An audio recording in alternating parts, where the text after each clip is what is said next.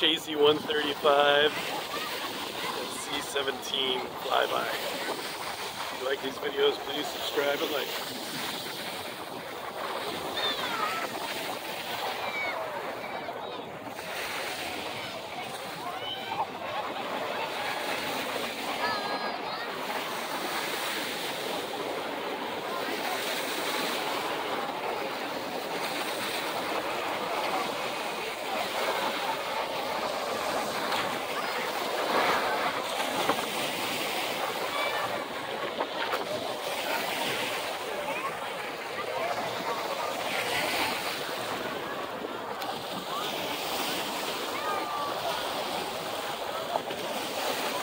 Cruise ship going out, Port of Miami.